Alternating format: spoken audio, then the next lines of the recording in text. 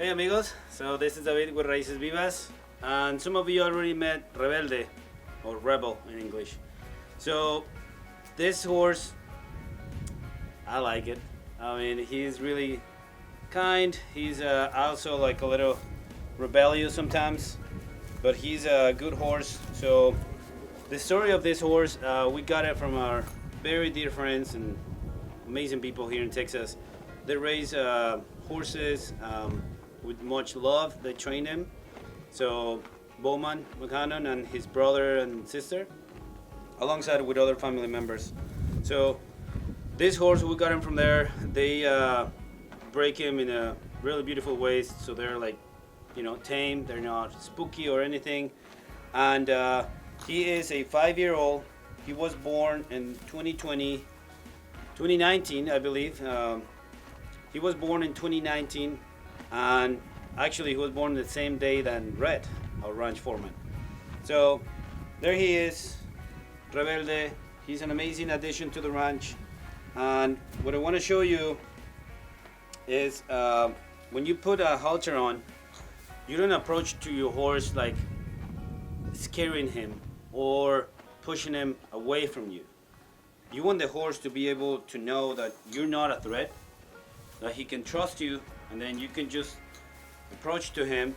Always reach above the neck, grab your lead rope, and then slowly you can either pressure, if you can see on this side, you can pressure right here, and then you can bring him in.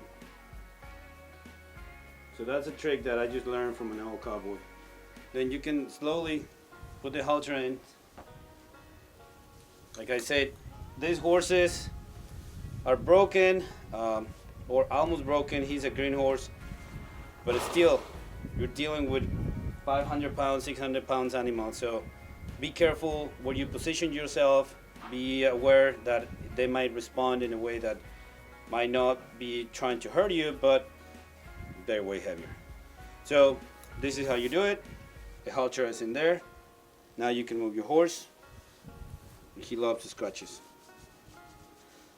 So I'm going to show you more about this horse and how we work him, what type of saddle we use, we also the type of work that we're doing with him so he can continue his training. And yeah, let me show you. Let's go. So when you're handling your animal, don't have anything dropping because you can trip or the animal can trip. So always keep the loops on your side. So since he's a green horse and still needs some training, something that we do every day or every other day is make him go in circles each way, and then after that we saddle him and then we work on the saddle. So what we're gonna do right now is some groundwork, and it's very simple. Walk and then trot. So check it out.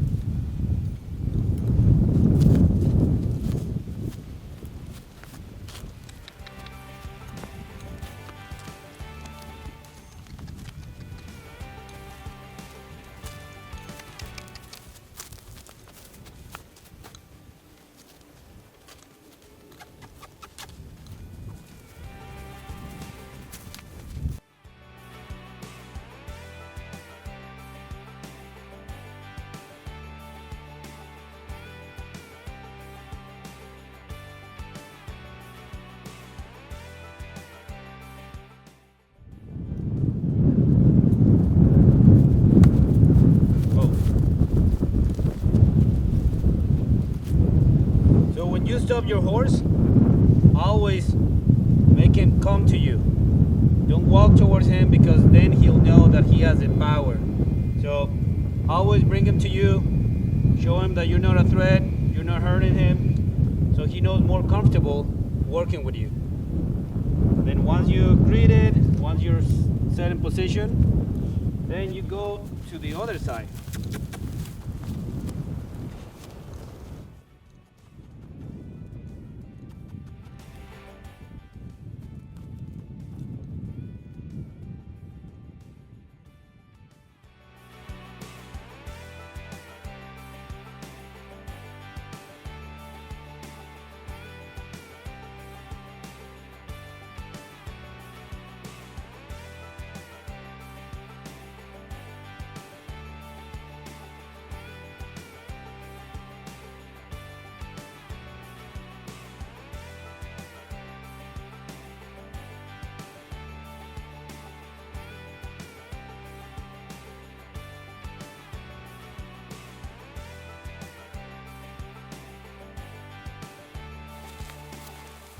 Yeah.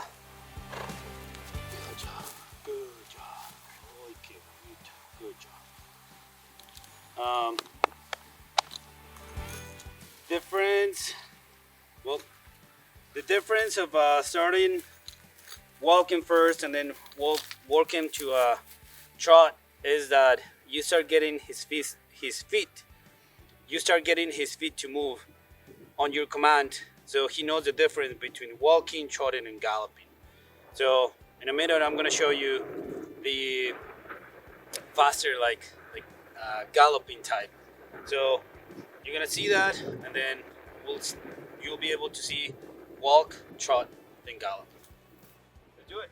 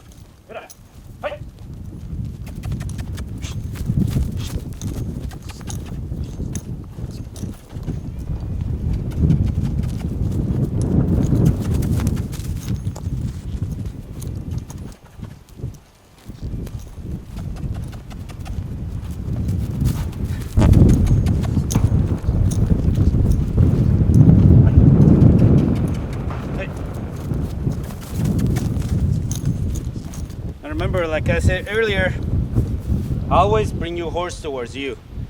Don't walk towards it. Bring it to you so he knows that you're not a threat, you're in command, and then he's aware, you know. So bring his attention to you.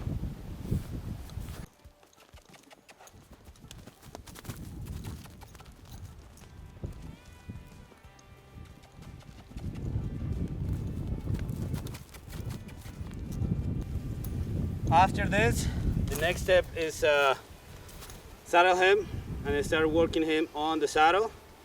So this is the groundwork that we're doing right now with this horse, beside of other things such as either going backward,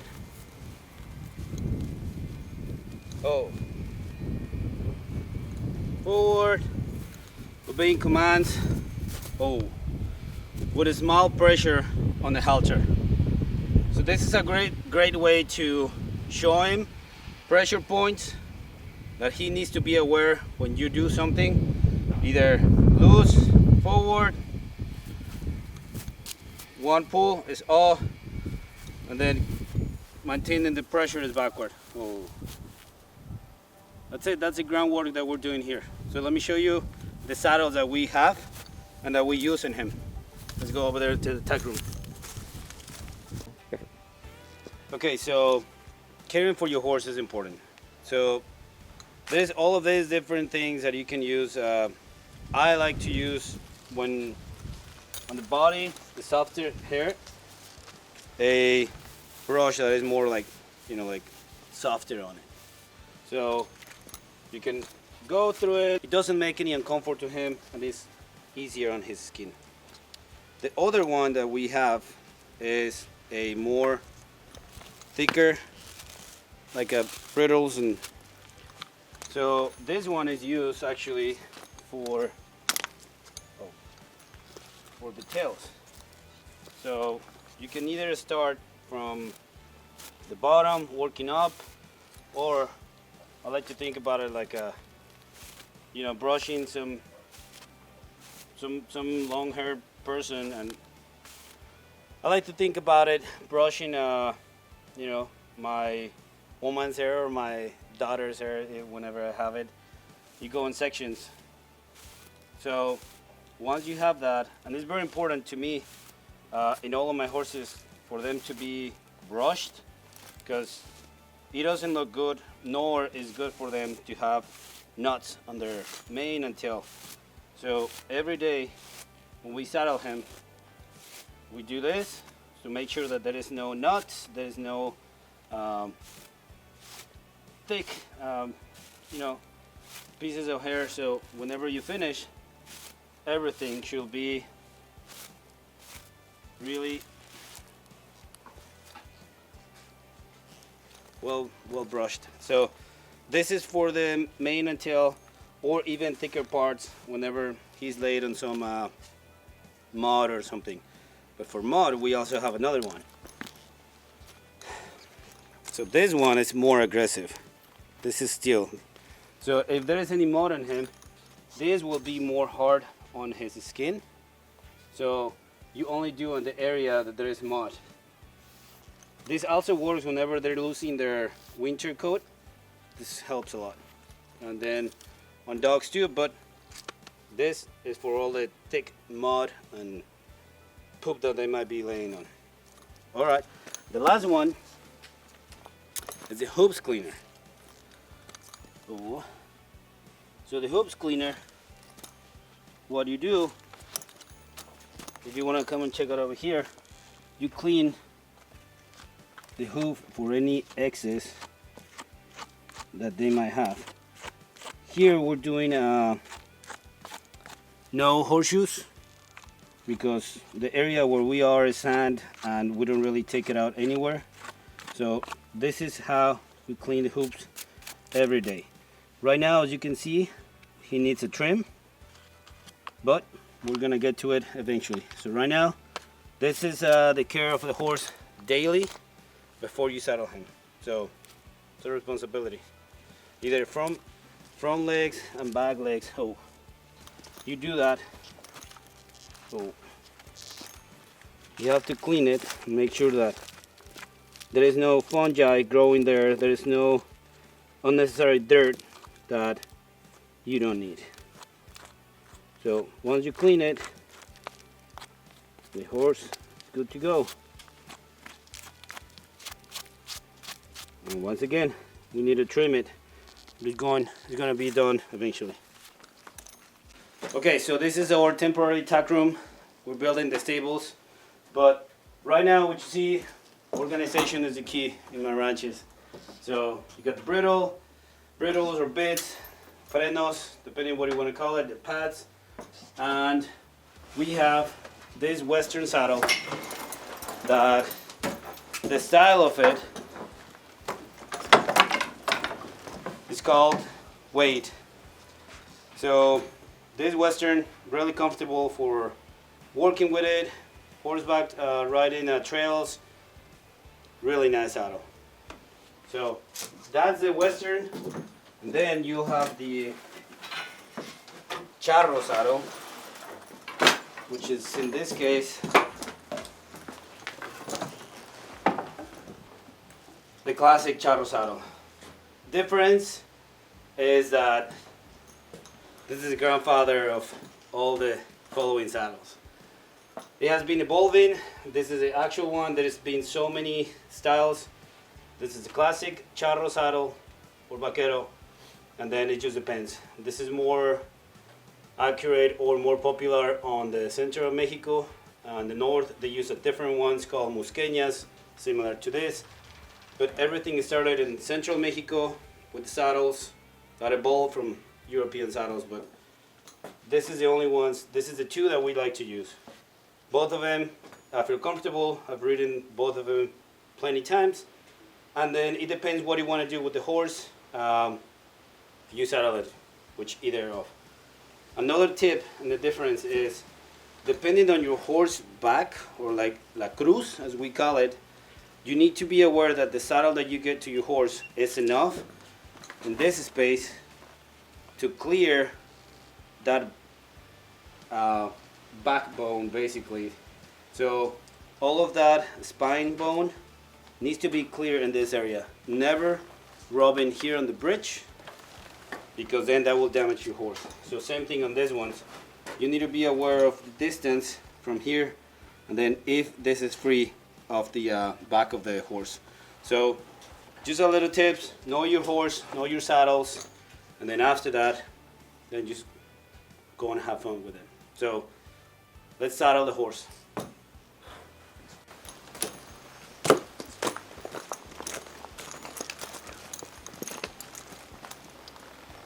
All right, saddling. Make sure that your pad is in the right place before you throw the saddle. You always want to keep the center where your cinch is going to be, protecting the spinal cord, and just throw your saddle. There is many different ways that you can throw it. To me, swinging it makes sense. It's not as hard on you or your back. So once you have it in there, you're good to go. Then you cinch it, put the pecho pretal, and then you get to it. So let me show you. Okay, so what am I doing now is putting the pecho pretal. It's like the chest piece that we use. This one helps us to prevent the saddle going back. So it helps us with the stability. And the next thing is your cinch. And you just keep it tight. The tightness, or how I like to check my tightness, you can get super technical and get one of those things, but you know, you're trying to saddle and have fun and ride your horse. So what I like to do is first just get a few loops in, then the leather will slide so you can just pull it. Then I like to use my 3 fingers, and if I can reach to the bottom, to the belly of my horse, then that's a good tightness. Also remember, if you have a horse that usually, if you haven't worked him, they are like you know, kind of full of air, poop, or whatever they have in there. So before you saddle him and start working with him, I will recommend you to do some groundwork to allow that air to get out, and then you can come back and cinch him. So for now, this is tight enough. We're gonna work him a little bit, and then we'll re-tight the cinch. So you start securing everything on your out, and then this is the back cinch. We like to use it not because we need it necessarily, but we like to use it so the horse knows that there is something on his belly. Some other horses might don't like it because they haven't been exposed, but it's better to get your horse used to this instead of like eventually introduce it and he doesn't like it. So for example, right now I want you to come and see this. That's the usual spot that we keep our back cinch. We can't really like, so he is full of air, which we're gonna work him in a minute. So right there is tight. Then we're gonna bring the bit. So let me show you. Okay, amigos, so depending what activity you're doing with your horse is the type of a bit that you're gonna use. For example, we have all of these types. These ones have long legs to give you more handle control on them. These ones are more like closer to the mouth, so there is not much pressure done. This is another like medium long legs, and this is the charro one. The charro is a little different, has longer legs, and in this type there is not much castigo, as we call it, or like pressure points. However, there are some that are more aggressive with your horse because this one is inside. So you gotta be really careful what type of a bit or bridle you use for your horse, depending what activity you're gonna be doing, and slowly introduce this type of bridles. So for our horse today, we will be using this one. Let's get it in them. Okay, so everyone has a different way to approach to the horse and saddle him or put the bridle on. What I like to do, so you can keep this on, but it's gonna be a little bulky and it might be on your way. So what I like to do before removing that, throw my reins or a rope that I can secure my horse here. We're also gonna use this one that is like a type of a bozal or bajante as we call it, and I explain to you why. You'll see. So we'll remove the halter from him.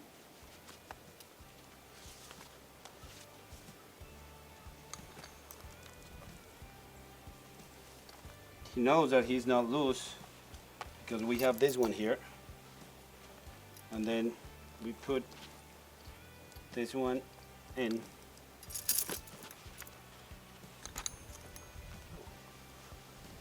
Slide it through the back of the ears, or you can actually If you don't have it to the size, just adjust it to the side. So that right there is the bajante, or tie down as they call it in English. And here is where the bit comes in hand. When you throw your bit, don't go aggressively to your horse. Make sure that he's comfortable. Make sure that he's not feeling like, oh, here we go again.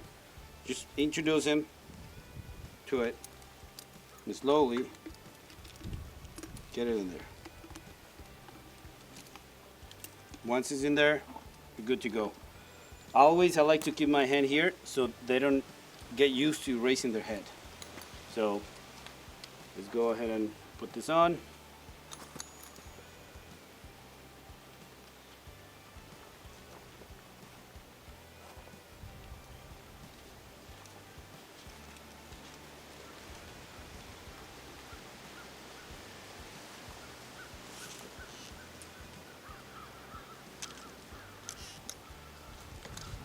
This, I guess they call it choker, or we call it ahogador.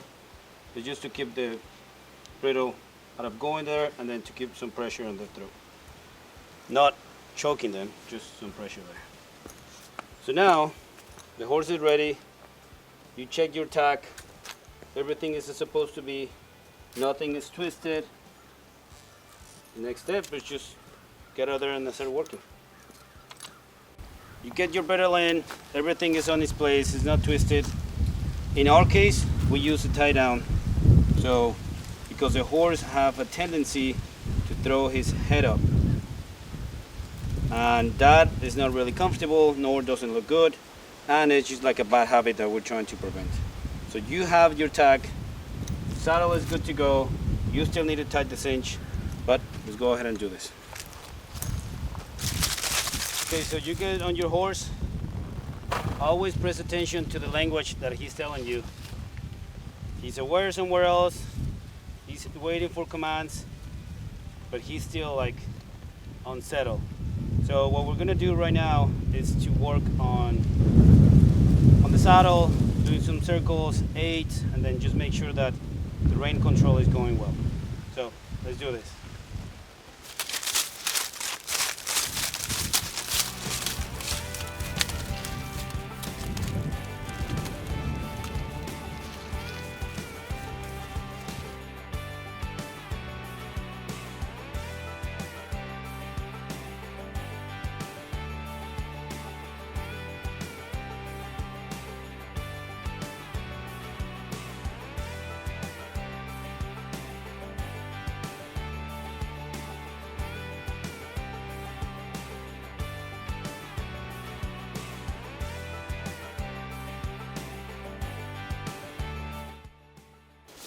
Okay amigos, so what we just did was doing some circles and then showing him commands either with the spurs, leg work, as well as the reins. So we're trying to get him to the point that he's a neck rein horse.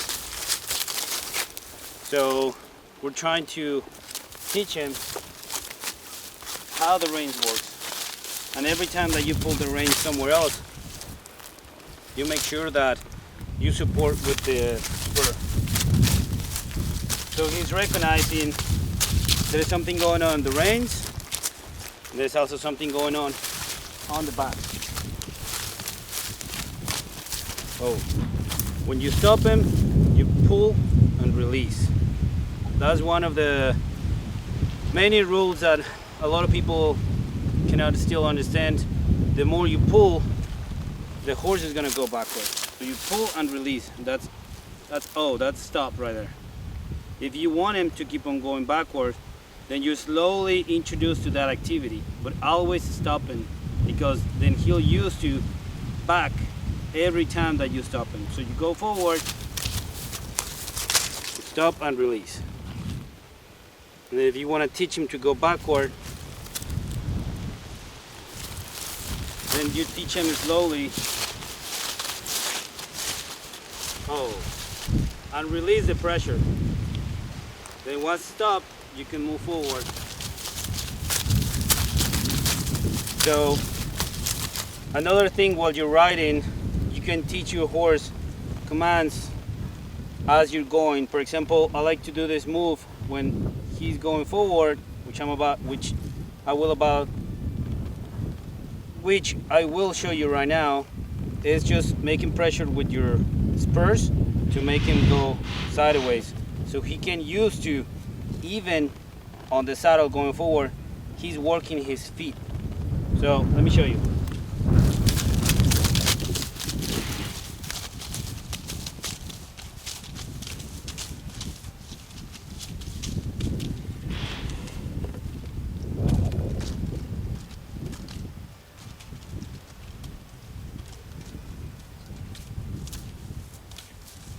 We're going that way, and then I pressure this side to go this way. Then I change legs, so he knows that he has to go. So he knows that he has to go towards where the spur is commanding him. Even no reins. Even no reins, he will know which side. Well, theoretically, we just need to work more with him, but he will know that he needs to go to the right.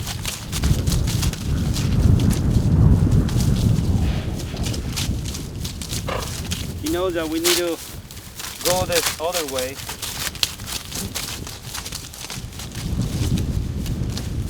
He's not really doing it though. He's doing it on this side.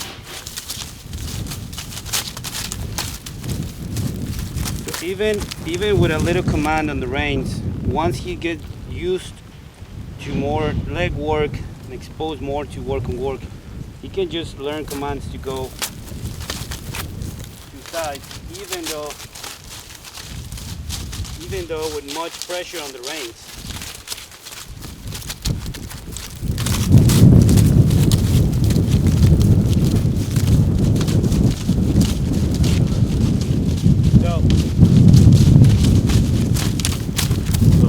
That's something that we're working on. In the meantime, this is Rebelde. He's one of our newest team members. Stay posted, follow the journey of him and us, because we both are learning from each other, and then you'll see what he can become. In the meantime, stay cool, mis amigos.